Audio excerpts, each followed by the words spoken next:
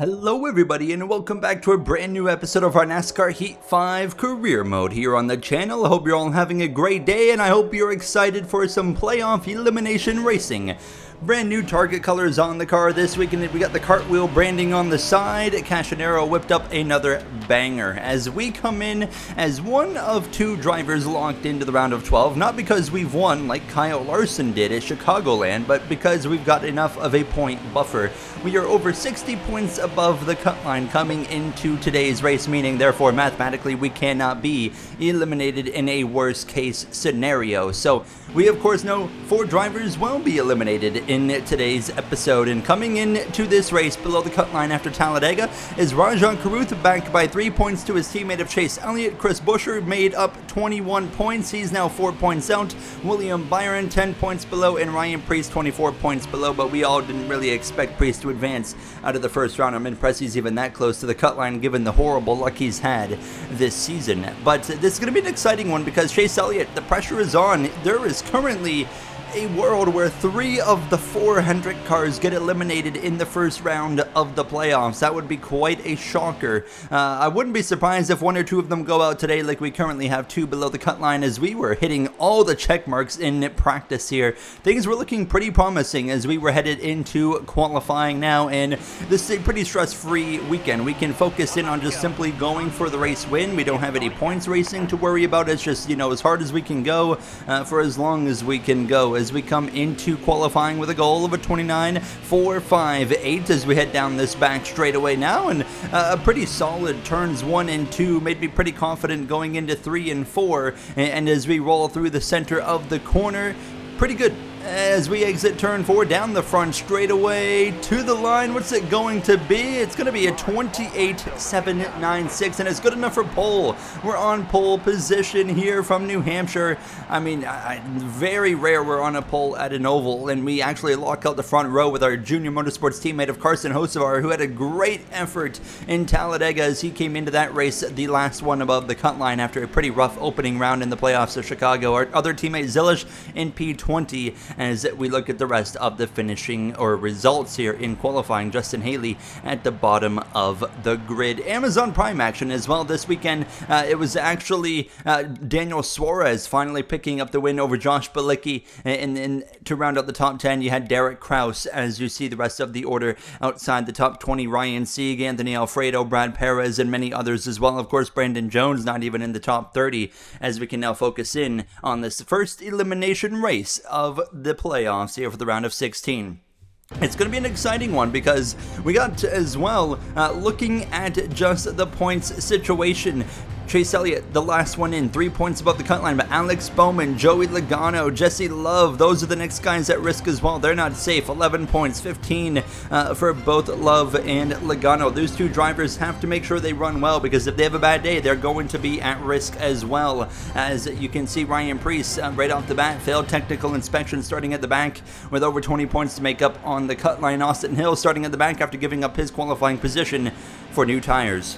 We're ready to go here for the round of 16. Elimination race from New Hampshire Motor Speedway now, waiting on the green flag to drop. Here we go. Racing in New Hampshire, now in New England, as we cross the start-finish line and kick things off. Just behind us, we've got a pair of Toyotas. Aaron Ross Chastain up here in the conversation. Non-playoff driver Ty Gibbs is already 3 wide on the outside. Chase Elliott qualified in the top 10 after, well, Elliott's had 2 rough efforts. Chase Elliott's done nothing impressive in the playoffs, and that's why he finds himself 3 points above the cut line. Honestly, I think he's pretty lucky to be above the cut line right now, given his 2 performances so far. Now, we aren't going to do a live playoff update after stage 1, but after stage 2, when we have a bigger picture of what's going on, I will give a live playoff update on the drivers facing elimination going into the 3rd and final stage. Now, 23 laps of racing in stage 1 is green from start to finish, hopefully for us, and we can make it on field, so no concerns there. Stage 2 and stage 3 will be a completely different scenario. We will have to make pit stops in those stages, but stage 1, it's very straightforward.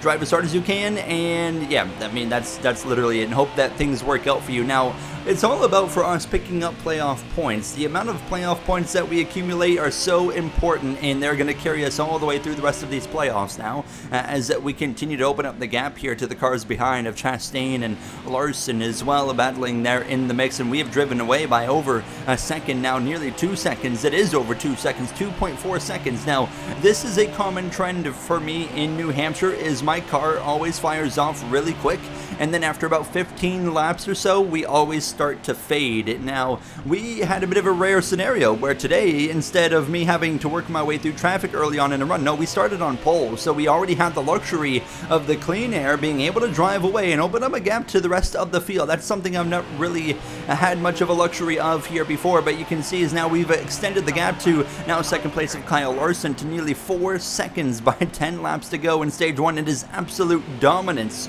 in this first and opening stage, and for me, I'm just hoping it stays green, because obviously this could not go any better for myself. Now we're staring down a playoff point. Ryan Blaney, he's as well up into third, passing his teammate of Ross Chastain. Ryan Blaney has really stepped it up in this first round. He's even moved up into second place, and now as we've come to lap 19, we have crossed over into the point where my car starts to fall off, and when it starts to fall off, it gets really loose, so I'm just having to be a lot more patient on throttle, and that allows the likes of currently second position Ryan Blaney to start reeling me in, but obviously they've got to make up nearly 4 seconds in just 4 laps, and that's not going to happen. He did cut the gap down to 3.4 seconds as I was approaching now lap traffic. Coming to the final lap, here's Parker Retzlaff, and I was thinking about doing Parker Retzlaff a bit of a solid here as we exit turn 4 to start the final lap of stage 1, and I said, you know what, I'm going to be nice, and I'm actually not going to lap this 94. When you've got such a big lead that you do, what's the point of lapping a as well fellow Cadillac? It's the same manufacturer, and it's not a car that's going to have the ability to change my race, so I decided to just kind of be a good sportsman here and do a favor to Retzlaff. Even if we put him a lap down, I know he'll get the free pass and he'll be back on the lead lap at the back of the field anyways, but just something to help a team that's struggling right now. So we'll stay behind him. We take stage 1 over Blaney, Chastain, and Kyle Larson, William Byron. Much needed points in the top 5. Chase Elliott in P7. Bowman in the top 10. Some drivers at risk scoring points. Bowman and Chase Elliott. Carruth, who needs points as well. Unfortunately, he does get a point, but he unfortunately loses points to the cut line of Chase Elliott. Drivers not having so good of a day. Joey Logano, that's going to be one to watch out for. Ryan Preece is out. Didn't even notice. Preece is out of the race. He must have had a mechanical failure, and that's one write-off we already know that will not advance in this Season 6 playoff. Everybody pitted for tires and fuel. We make no adjustments, obviously, now, and we're back underway, and it's going to be 37 laps in stage number 2. A lot more laps of racing, meaning a pit stop will be necessary now, but Ryan Preece, your first driver out of contention. We know it's impossible, obviously, for him to move on at this point. Unfortunate there, the Daytona 500 winner who made the playoffs by 1 single point. He had to be in the top 30 in the points to be in the playoffs, and he beat Eric Jones, who was 31st in the standings by 1 single point in the Daytona regular season finale. Personally, I really wish he would have missed it, because I'm all about, drivers that belong here in the playoffs with the points being the ones that should be going for a championship, but obviously that's just not the format that NASCAR uses. But I do have a hunch that's going to be changing here, maybe going into season number 7, which obviously, as we all know, will be off camera. But we spent the first few laps here, coming to lap 5, just driving away once again from traffic like we've been doing here in stage 1, and like I said, we're really reaping the benefits of having the track position, almost really similar to next gen in real life, where if you have the lead, you have the clean air, you can just get away from everybody, versus if you have a couple of cars to pass, it really slows your progress down, and you got to spend some laps, of course, working on those cars, getting around them. I know if I lose the lead, it's going to be way more of a challenge as they're battling behind us. The two teammates of Ryan Blaney and Ross Chastain fighting it out. Chastain, he's not in the playoffs, but obviously he's a driver that should be in the playoffs if we didn't have the win in your in system, so I'm sure he still feels like he has something to prove. He watched the car that he left that is worse off than 2311 make the playoffs. I'm talking about the number 1 of Tyler Reddick. Now, Tyler Reddick's having a very quiet day as well, but he comes into this race with a pretty decent buffer. He's over 20 points above the cut line. Actually, sorry, he's exactly 20 points above the cut line, and not really doing anything special today now. That one car kind of runs where Trackhouse usually runs every once in a while, and I feel like today's maybe one of those days. He could be running better than I think he is, but nonetheless, we continue to focus in here and just trying to open up this gap to the 23 and the 45 of Blaney and Chastain. We've already scored a playoff point here today, looking for another one as Kyle Larson's inside the top 5. William Byron's putting a really good race together as well, and as he comes into this race 10 points below the cut line, while he's about to score, he scored 5 points in stage 1, he's on track to score another 5 points in stage at number 2, which would give him 10 points, but obviously Chase Elliott being the one that was the driver he has to beat, Elliott scoring points as well, so it's putting some more work into the world of William Byron. But I think we're going to have to start focusing on not Alex Bowman, who's the next one above Elliott, but I think Logano and Love. Those two are going to be the ones at risk here. If the 24 and the 9 and the 18 of Bowman all keep running the way they are, I think Joey Logano and Jesse Love are both at risk of elimination here today from New Hampshire. Now as we roll through 3 and off of turn 4, this is a track we expect to see Joey Logano run really well at, and he's run really well over the last 7-8 races, and all of a sudden here today, when it matters the most, we're not seeing it out of that 22. Now as I'm starting to work my way through traffic, and Ross Chastain's actually gotten himself back up into second position, passing Ryan Blaney here with just a little over 10 laps to go. We're not far away at all from some green flag pit stops. We have yet to see a caution for cars here today in New Hampshire. It's been a bit of a trend in the playoffs. We've had a lot of green flag racing, green flag pit stops, and now we're within about 4 laps of seeing some more green flag pit stops here. Now as my right rear tire is pretty worn at this point, my gap is coming down to Chastain. Chastain's cut my gap to just over a second. He is coming,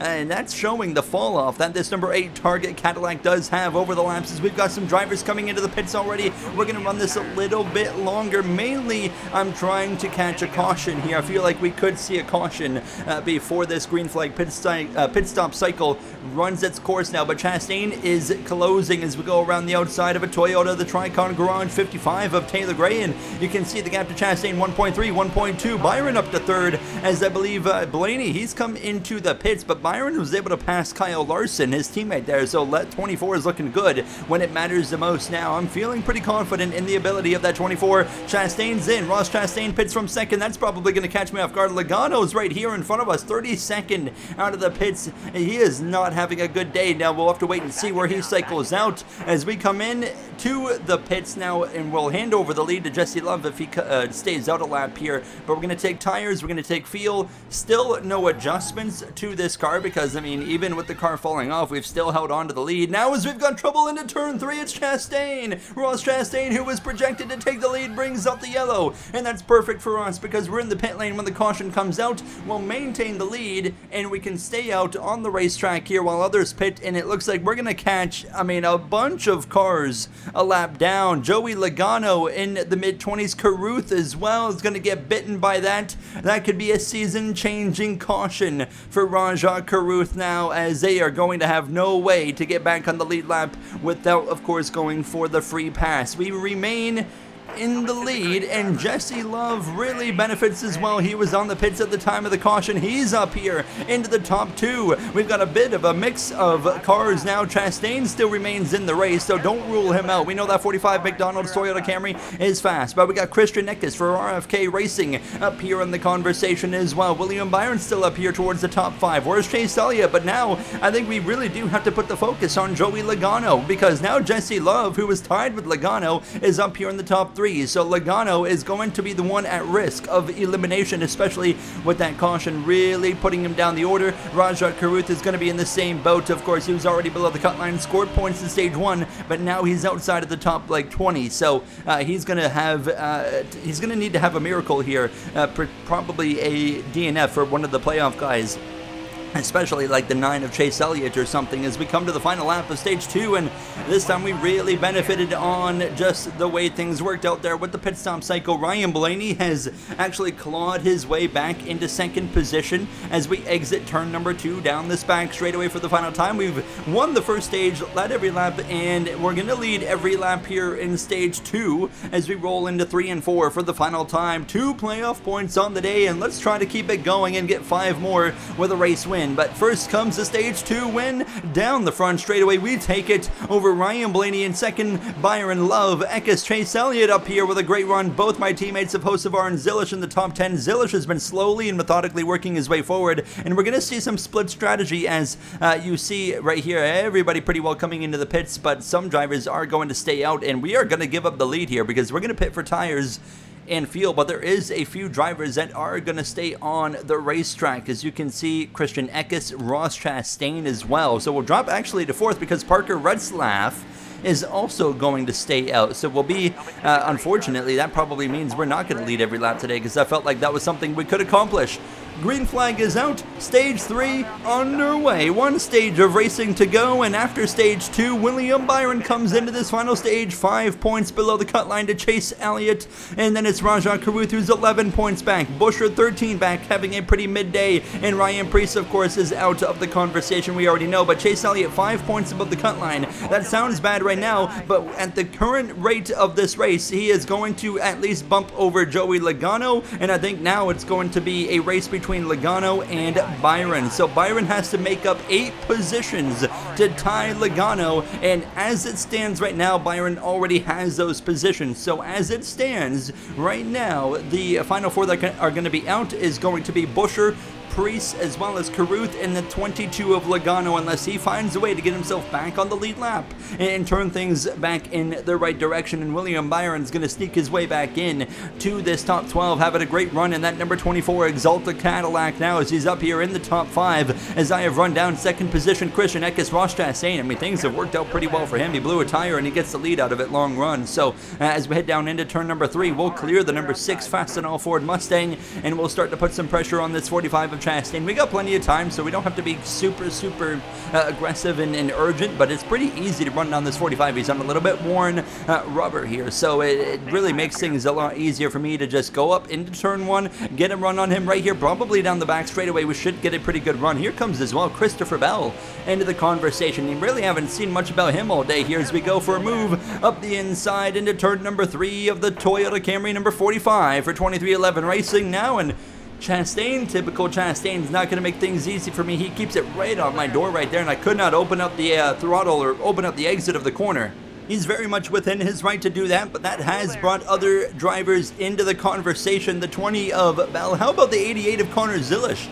We talked about him working his way forward. Here he is into the conversation, and now I've got some real pressure. We talked about it, how we had the luxury earlier of having the lead in clean air to run away, but now we've actually had to pass cars, and now we've fallen into the hands of the 20 and the 88. Now we go to the outside of the 45. Can we complete the pass? Now the preferred lane for me and New Hampshire is always the second groove. The inside groove never really works for me, but Christopher Bell, he forces it 3 wide for the lead. Now we have to change our position, and Bell goes 3 wide from 3rd to 1st. Their new leader, your season 4 champion. As we head across the stripe now, just over 30 laps of racing, still plenty of action on the way. As Bell and myself will go side by side through the middle of 1 and 2. Look in the mirror, here comes Connor Zilish. And the 88 as we catch the outside wall, got a little bit too aggressive on throttle on exit, and that opens up the door for the Exalta 88 into turn number 3. Zilish gonna be looking for P2. Does that 88 have speed to win, or is this a bit of a fluke to start the run? I can't quite tell. 2 wins on the season for Connor Zilish, most recently in Pocono, but here he goes, not only passing me,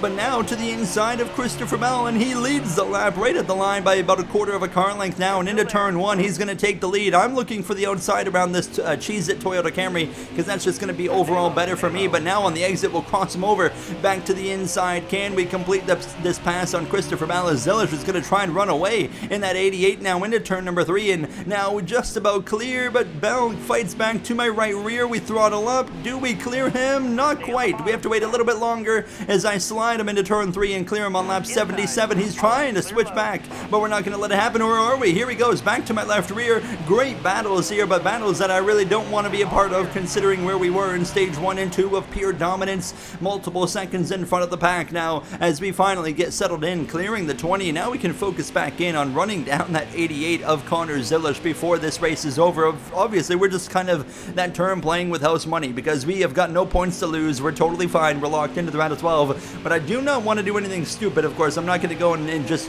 drill my teammate and knock him out of the way and spin him out, potentially, when he very much has the ability to get eliminated if that happens. But we're certainly going to race Connor Zilish hard. He has raced me hard all season long, especially in the regular season. We haven't really encountered him in the playoffs so far, but we know I've had, of course, the whole video title around. I was like, I'm getting tired of Connor Zilish. He was racing me super hard compared to other drivers on the racetrack earlier in the season, and that's something that I remember and something that I'm going to use against him for the entirety of the playoffs now, as we've got a new driver into the conversation. Ryan Blaney is into P3. My problem is we spent all that time behind traffic and we've already hit the fall off point of my car, that 15 plus lap point. So now you can see I was pressuring Zilish, now not so much. I'm starting to struggle for grip. So here comes Ryan Blaney now to my inside as I have hit the point of no return. Basically, the car is going to get worse from this point on. I can't do anything about it. We just have to survive. We do have pit stops coming. We're coming to 15 laps to go, but we still have to make a pit stop as Ryan Blaney will clear me.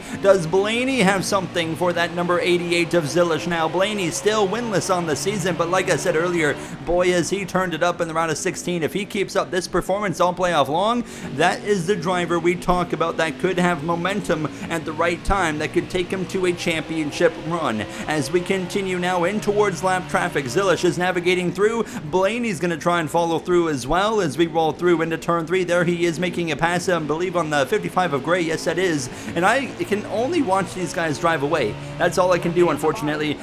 And to make things worse, I'm falling into the hands of Kyle Larson, who's had an absolutely baller start to the playoffs here. Wins Chicago, so he locks himself into the round of 12 immediately, and then he goes and scores a stage win in Talladega. He has been picking up more playoff points and is quickly turning himself into the championship favorite now. 4 wins, he's trying to match me at 5. Doesn't look like it's going to be today because it's clearly, right now at least, between Connor Zilish and Ryan Blaney, but I continue to fade now as we exit turn 4. 2 laps to field. We have to look at pitting right now. Here comes Christopher Mell. He's past Larson. He's back into the conversation up my inside. Now we're going to pit probably this lap or next lap. It's going to be our only 2 options, of course, now as we got Austin Cindric right here in the path of both of us now as we head down this back straightaway side by side. Could we even pit here if we wanted to? We're on the outside of the 20 into turn number 3. We'll split the 21. We're definitely not going to pit here unless, hold on, we go wide. Let's pit. We're going to come in and follow the 20, the 23. Zilish is still on the racetrack, and so is Kyle Larson.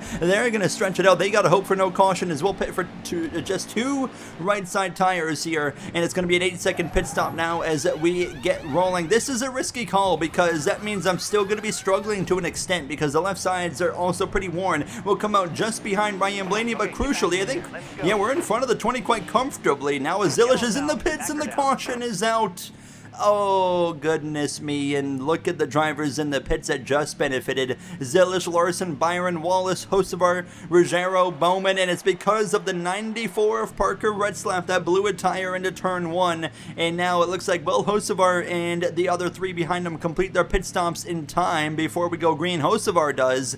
But, I mean, nonetheless, that pretty well guarantees that our chances of winning have gone the opposite direction. Those other 3 did not complete their pit stop, so we move up to P7 behind my teammate of Hocevar, and we really should have stayed out 1 more lap because we would have been probably 2nd or 3rd instead of P7 with 5 laps to go. And I realize we're obviously not going to be able to get through this traffic without a 4-tire advantage. The 2 tires are just simply not going to be enough, but I'm certainly going to try. I am here to try and win this race. That is my duty in this number 8 car for Junior Motorsports now as we exit turn 2, and I'm already struggling a little bit for grip, so I know it's going to be a big challenge here, and honestly I'm hopeful we can just hold on to the 7th position at this point now as Connor Zilish is in control. William Byron follows through, and Byron, I can confirm, is right now doing enough to make it as we slide on the exit of turn 4. Bow goes around the outside. Here goes Chase Elliott as well as we continue to be in trouble. We might even struggle to hang on to the top 10 as it stands right now. Byron's gonna jump over Logano to put Logano out in the round of 16. Chase Elliott's doing enough to, of course, keep himself above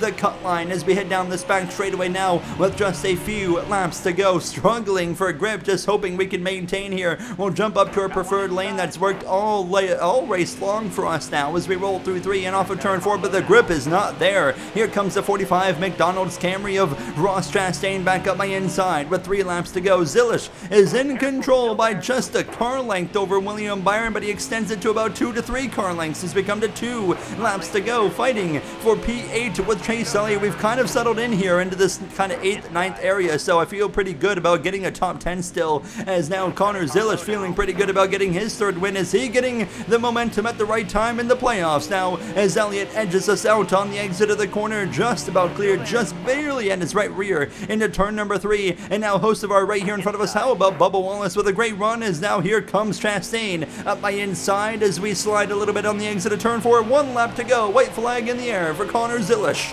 as here comes Jesse Love as well as we drop down to P10, and now we're realizing I might actually lose the top 10 here, just trying to get around my teammate of Hocevar, giving him a shot to the bumper saying I gotta go, and now I don't have grip on the exit of 2. We're sliding massively. We lose the top 10 down to P12. What a downfall from dominating the first 2 stages. Wrong place, wrong time with caution timing, and now we're going to have to settle for P12 while our teammate of Connor Zilish exits turn 4 and takes his 3rd win of the season.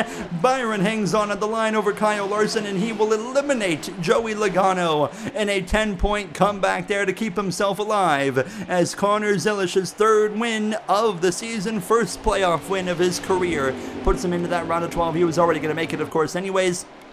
Joey Logano, Chris Buescher 25th, a really midday for him. Where's Logano? Did I skip over his name? I think I did. No, he's 36 and Caruth is 33rd. Terrible days for those 2 drivers. I think they got caught out by the other caution as well at the end of the race. So the playoff grid ends up like that. Tyler Reddick actually ends up being the last driver above the cut line over Logano, Buescher, Caruth, and Preece, who all end up eliminated. 19 points for Logano and over 20 plus points for the other guys, as well as we, of course, joined Larson and Zilish as the ones that advanced early. Ryan Blaney, the top point scorer outside of myself after this first round of the playoffs now. But what a round, and it kicks off in the next episode at Dover, a very challenging racetrack. That's going to be fun. And I'll see you guys then for the round of 12, a new start for the playoffs. Thank you for watching. Have a great day.